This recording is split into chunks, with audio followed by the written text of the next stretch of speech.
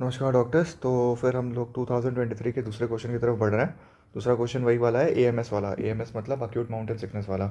Acute mountain sickness तुम देखोगे pharma में भी पूछा जाता है और फाइनल ईयर मेडिसिन में भी पूछा जाता है। बहुत ही ज़्यादा माना टॉपिक है। इनफैक्ट अगर तुम देखोगे कि आने वाला जो टाइम ट्रेंड जो चल रहा है, अगर तुम किसी किसी ट्रैवलिंग कंपनी के साथ या फिर हाइकिंग कंपनी के साथ अगर तुम पार्ट टाइम कोलैब भी करना चाहोगे तो वो लोग भी बहुत सारे डॉक्टर्स को अपॉइंट कर रहे हैं, ताकि ऐसी कोई इंजरीज ना हो जाए या फिर मतलब हाई ऑल्टीट्यूड पे जाकर किसी की जान ना चली जाए। तो ऐसे बहुत सारे डॉक्टर्स को अपॉइंट किए जा रहे हैं। इनफैक्ट स्पोर्ट्स फिजियोलॉजी में भी फिजियोलॉजिस्ट बनने के बाद भी हमें बहुत सारे ऐसे ट्रेनिंग्स का सामना करना पड़ता है। बहुत सारे ट्रेनिंग्स, बहुत सारे मतलब हमारे पास ऐसे फेलोशिप के कोर्सेज है जहाँ पे हम लोग माउंटेन में जो चढ़ रहे हैं, जो पर्वतारोही हैं, ठीक है, जो माउंटेन क्लाइंबर्स हैं, उनकी फिजियोलॉजी को समझते हुए हम उनका पर्टिकुलर ट्रीटमेंट कर सके। बहुत ही इंपॉर्टेंट टॉपिक है, मन लगा के सुनना। चलो शुरू करते हैं। तो यार देखो, सबसे पहला है कि a third year medical student accompanied to a medical mission to Peru. ठीक है, पता नहीं ये कौन से मेडिकल स्टूडेंट्स की बातें कर रहे हैं। ठीक है, तुम अगर पेरू तुमने नहीं देखा है तो ये देखो, ये है, होता है पेरू। पेरू का मतलब ये मतलब वहाँ का लैंडस्केप है। हम लोग थर्ड ईयर मेडिकल स्टूडेंट अगर मतलब दीघा चला जाए वही बहुत बड़ा बात है। लेकिन ये तो बेचारा पेरू तक जा रहे हैं। पेरू का जाने का मतलब क्या है कि वहाँ की जो नॉर्मल चोटियाँ भी हैं, मतलब जो नॉर्मल जो टॉप्स भी है ना, वो भी मतलब बता रहा है कि 18,000 फीट का है। अगर तुम देखोगे वेस्ट बंगाल का अगर सबसे जो हाईएस्ट पीक है वो 12,000 13,000 फीट का होगा, उससे ज़्यादा नहीं हो सकता। संदकफू की बात कर रहा हूँ मैं। कंचनजंगा की अगर तुम हाइट पूछते हो तो फिर वो शायद शायद 24,000 है। आई डोंट नो, एक बार गूगल करके देख लेना। तो मैं बस बता रहा हूँ कि उन्होंने रैपिड असेंड कर लिया बहुत ज़्यादा जल्दी। वो लोग एक हाइट पे चढ़ गए, एंडेज माउंटेन्स के, एंडीज। और बेसिकली वो उनको वहाँ पे जाते ही दे सफरिंग फ्रॉम, ठीक है, headache, dizziness, nausea and shortness of breath. अब फिर पूछ रहा है व्हाट इज़ योर डायग्नोसिस। तो डायग्नोसिस अगर किसी को अगर रैपिड असेंड करते ही किसी को अगर हेड एक, नोजिया, डिजीनेस के साइन आने लगे तो हमें पता है कि उसे हो रहा है अक्यूट माउंटेन सिकनेस। और अक्यूट माउंटेन सिकनेस वही है कि अगर तुम बॉडी को अगर आप खुद को अगर बहुत ज़्यादा ऊपर लेवल पे अचानक से पहुंचा दोगे तो बॉडी एक्लिमेटाइज नहीं कर पाती, क्योंकि ऑक्सीजन लेवल वहाँ पे काफ़ी कम है। तो ये चीज़ हमें समझना यहाँ पे इम्पॉर्टेंट है कि वहाँ पर एक्चुअली ऑक्सीजन तो कम नहीं है, ऑक्सीजन की मात्रा तो वही है। जैसे कि मतलब कुछ लोगों को कन्फ्यूजन हो जाता है कि ज़मीन पे शायद ऑक्सीजन 20% है, 21% है, बाकी तो नाइट्रोजन है। 78% नाइट्रोजन है और बाकी 21% ऑक्सीजन है। तो शायद इतने ज़्यादा माउंटेन्स पे जाने के बाद शायद वो 15% हो जाता होगा। नहीं है 15, ये रहता 21% ही है। लेकिन वहाँ पे क्या है ना, हवा बहुत पतली हो जाती है, बहुत ही ज़्यादा, मतलब एकदम। अगर तुम्हें नीचे एक कंबल मिलता है हवा का, तो वहाँ पर एक छोटी सी चादर होती है एक हवा की। तो बहुत ही पतला हो जाता है हवा, इसलिए तुम मतलब तुम ज़्यादा से ज़्यादा ऑक्सीजन नहीं ले पाते। तो यहाँ पे कॉन्सेप्ट आ जाता है हाइपॉक्सिक हाइपोक्सिया का। हाइपॉक्सिक हाइपोक्सिया में हमेशा ये याद रखना है हमें कि एल्वियोलर ऑक्सीजन कम होएगा, क्योंकि एल्वियोलाई के पास ही ऑक्सीजन कम पहुँच रहा है। और फिर आर्टरीज़ के पास भी ऑक्सीजन कम होगा, लेकिन PCO2 हमेशा बराबर रहेगा।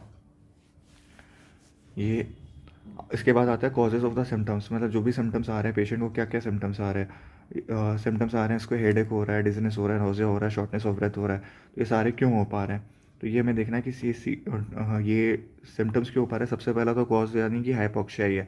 हाइपोक्सिया का मतलब क्या है, पे हाइपोक्सिक हाइपोक्सिया बोलोगे, हाइपोक्सिक हाइपोक्सिया बोलोगे। और यहाँ पे बोल के रखा हुआ है कि रिड्यूस ऑक्सीजन लेवल है, और जिसकी वजह से अगर ऑक्सीजन नहीं मिल पाएगा तो बॉडीज एंड टिश्यूज़ कैसे अच्छा अपना काम कर पाएंगे। हेडेक्स, डिजीनेस और फटीग शुरू हो जाएगा। Increase respiratory effect. तो अब हाइपोक्सिया की वजह से अब जो बॉडी रहती है ज़्यादा रेस्पिरेटरी रेट और ट्राई डेप्थ को बढ़ा देती है, ताकि ऑक्सीजन की डिमांड को फुलफिल कर सके। This effort can lead to the shortness of breath and feeling of tightness in the chest. ठीक है, तो बेसिकली अगर तुम देखोगे ये वाला जो टाइटनेस इन द चेस्ट है, ये किसी ठंड के टाइम पे जो एस्थमेटिक पेशेंट भी होते हैं, जो सांस नहीं ले पा रहे होते हैं, या फिर अपने तुम देखोगे इमरजेंसी कंडीशन में भी तुम देखोगे यूज़ ऑफ एक्सेसरी मसल्स कर रहे होते हैं। स्टर्डोक्लिडोमास्टोइड का बेचारे यूज़ कर करके सांस ले पाते हैं, और उनके चेस्ट पे तुम देखो एक अलग सा टाइटनेस रहता है, तो वो एस्थमेटिक पेशेंट रहता है। तो तकरीबन तकरीबन ऐसे ही सिम्टम्स यहाँ पे भी देखने मिल जाता है। ये देखना, ये वाला वर्ड बहुत इंपॉर्टेंट है, टाइटनेस ऑफ द चेस्ट। ये पेशेंट आकर के ये कंप्लेंट करता है। अब फ्लूइड शिफ्ट में देखो क्या होता है कि हाइपोक्सिया की वजह से क्या होता है, फ्लूइड बैलेंस इधर उधर होता है, बहुत सारी चीज़ें होती है, मतलब एकदम मॉलिक्यूलर लेवल पे सोडियम पोटेशियम एटीपीएस पंप का भी मतलब इधर उधर हो जाता है। तो फ्लूइड बैलेंस इधर उधर होता है, जिसकी वजह से ब्रेन के पास और आइज़ के पास थोड़े बहुत फ्लूइड जमने लग जाते हैं, जिसकी वजह से ब्रेन में अगर जमेगा तो हेडेक और थोड़ा डिजीनेस होने लग जाएगा, आइज़ के पास आएगा तो पेरी और वाइटल एडिमा देखने मिल सकता है। तो it increase sympathetic nervous system activity. अब पेशेंट को हार्ट रेट भी उसका बढ़ने लग जाता है, क्योंकि वो सिंपैथेटिक नर्वस सिस्टम एक्टिविटी जो एड्रेनलिन नॉर एड्रेनलिन का सिस्टम है, वो उसकी वजह से फाइट और फ्लाइट के मोड में चला जाता है पेशेंट, और नोजिया वॉमिटिंग और रैपिड हार्ट रेट तो होता है। फिर आते हैं हम लोग एक्लिमेटाइजेशन के बारे में। Acclimatisation is the process of physiological adaptation that allows the body to function effectively in the high altitudes.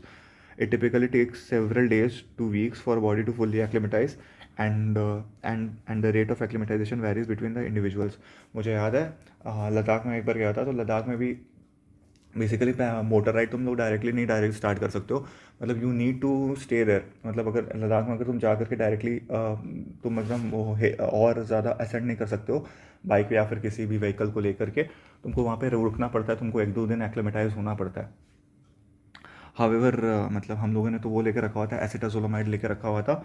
एक प्रिवेंशन के लिए मेडिकेशन है, जो कि मतलब वो मतलब अक्यूट माउंटेन सिकनेस को होने नहीं देती। तो ऑफकोर्स उसके ट्रीटमेंट पे भी मैं आऊँगा। Compensatory changes in the acclimatisation, देखो कंपनसेटरी चेंजेस में तो एनसीईआरटी में ही बेसिक लेकर रखा हुआ है, ये सभी बच्चा जानता है कि पॉलीसाइथेमिया तो होगा। रेड ब्लड सेल्स का प्रोडक्शन बढ़ जाएगा, ताकि मतलब वो ज़्यादा से ज़्यादा ऑक्सीजन को और जल्दी जल्दी ऑक्सीजन की कैरिंग कैपेसिटी को बढ़ा सके, और जल्दी जल्दी ऑक्सीजन को उस टिश्यूज़ तक पहुंचा सके। तो पॉलीसाइथेमिया तो होगा। मैं तुमको और भी बाकी बाकी कुछ पॉइंट्स बता देता हूँ। ये सारे पॉइंट्स जो कि है गैनोंग में मेंशन्ड है, प्लीज़ ये सारे पॉइंट्स को तो लिखना ही लिखना।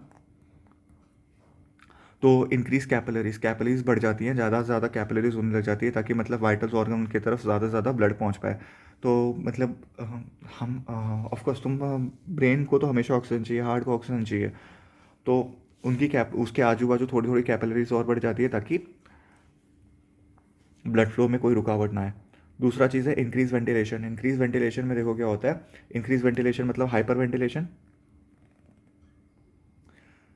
वेंटिलेशन में बोल के रखा हुआ है कि पेशेंट बिकम्स ब्रीदिंग में becomes more efficient with the increase oxygen intake and decrease carbon dioxide का एक्सक्रीशन। फिर एक आता है कि changes in the blood chemistry में बहुत सारी चीज़ें हैं, लेकिन मैं तुम्हें ये बताऊंगा कि इंक्रीज 2,3-DPG का लेवल बढ़ जाता है। 2,3-DPG का लेवल बढ़ जाने का मतलब क्या है कि जो ओडीसी का कर्व है, राइट या लेफ्ट, राइट, ठीक है, तो राइट को शिफ्ट हो जाता है 2,3-DPG में, और माइटोकॉन्ड्रिया का भी लेवल बढ़ जाता है, और मायोग्लोबिन का भी लेवल बढ़ जाता है। देखो कुछ कुछ बुक्स में मतलब ऐसे भी लिखता है कि एक्सरसाइज करने से, अगर एक्सरसाइज करने की अगर बात करोगे तो बहुत सारी थ्योरीज है कि उसमें स्विचिंग ऑफ नर्व फाइबर्स होता है। तो उसमें भी क्या होता है कि जब एक्सरसाइज तुम कर रहे हो, तो जैसे कि आज मान लो मुझे 10 किलोमीटर चलना है, मैं चल करके गया, मुझे पेन फील हुआ, कल मुझे उतना पेन नहीं फील हुआ, और तीसरे दिन से चौथे दिन से मुझे आदत पड़ गई। क्यों? क्योंकि मेरे बॉडी में ज़्यादा से ज़्यादा माइटोकॉन्ड्रिया और मायोग्लोबिन बनने लग गए हैं।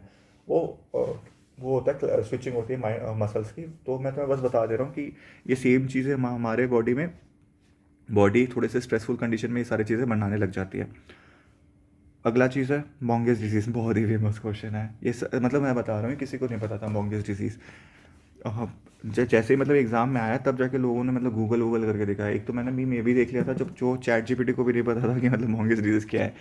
मे बी शायद उसके अपडेट के पहले बाद में आया होगा मोंगेस डिजीज़, आई डोंट नो। बस लेकिन उतना भी कुछ खास इंपॉर्टेंट नहीं है। क्यों नहीं इंपॉर्टेंट नहीं है ये कुछ खास? क्योंकि ये बहुत रेयर है, ठीक है।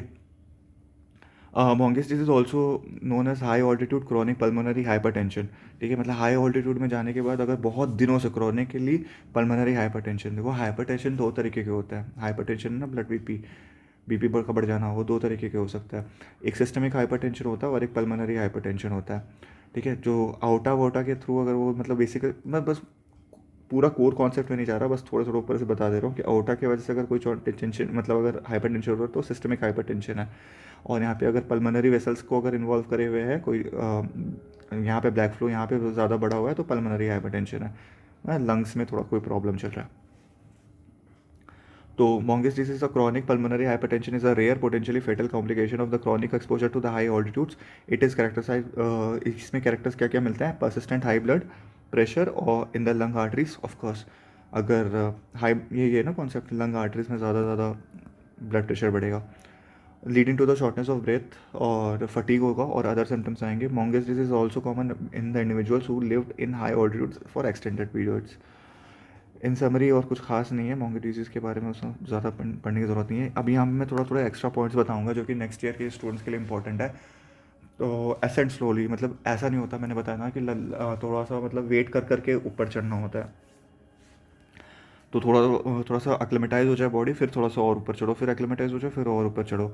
रेस्ट ऑफन, ठीक है, acclimatisation takes time, so it is important to take rest specially during the first few days of the high altitudes. Drink plenty of fluids, dehydration can worsen the symptoms of the AMS, so it is important to drink plenty of water and other fluids. Avoid alcohol and caffeine. Alcohol and caffeine नहीं ले सकते क्योंकि वो फिर से वो dehydrate कर देगी बॉडी को और मतलब AMS और भी वजन अप हो जाएगा। देखो यहाँ से तो मतलब सारी की सारी जो चीज़ें हैं, मतलब ये तो मैं NCERT से ही पता है, और बाकी सारी चीज़ें तो मैंने माहौल बनाने के लिए लिख रखी हुई है, लेकिन जो मेन चीज़ है वो है एसिटाजोलामाइड, ठीक है। Take acetazolamide is a medication that can help in the to prevent the AMS. It is usually taken 24 to 48 hours before the ascent for a few days and after arrival at the high altitudes. तो अगर तुम अगर यहाँ पे MBBS पास करने के बाद अगर तुमने कोई ट्रैवलिंग कंपनी ज्वाइन कर ली, ठीक है, पार्ट टाइम ही ज्वाइन कर सकते हो, ऐसा कोई बात नहीं है कि तुम्हें फुल टाइम वहाँ पे रहना ही पड़ेगा, उनके साथ हाइकिंग करनी ही पड़ेगी, बहुत सारे रिक्विजिशंस आते हैं। तो तुमको पता होना चाहिए कि एसिटाजोलामाइड का डोरजोलामाइड के नाम से फेमस है, वो ब्रांड नेम है उसका, तो क्या डोज है, कितना देना है, किस, तो वो सब चीज़ तुम्हारा एज अ फिजियोलॉजिस्ट तुम वहाँ पे अच्छा परफॉर्म कर सकते हो, अच्छा खासा हैंडसम इनकम भी मिलती है। तो अगले क्वेश्चन की तरफ बढ़ते हैं। Thank you. लाइक करो, सब्सक्राइब करो और शेयर करो ज़्यादा से ज़्यादा लोगों की तरफ। और ये वाले जो भी मैं चीज़ें बता रहा हूँ 10 ईयर्स की अगर प्रिपरेशन में अगर ये सारी वीडियोस तुम देख लेते हो तो आई गेस तुम you will be in a better position कि तुम अच्छे मार्क्स को स्कोर कर सको। Thank you.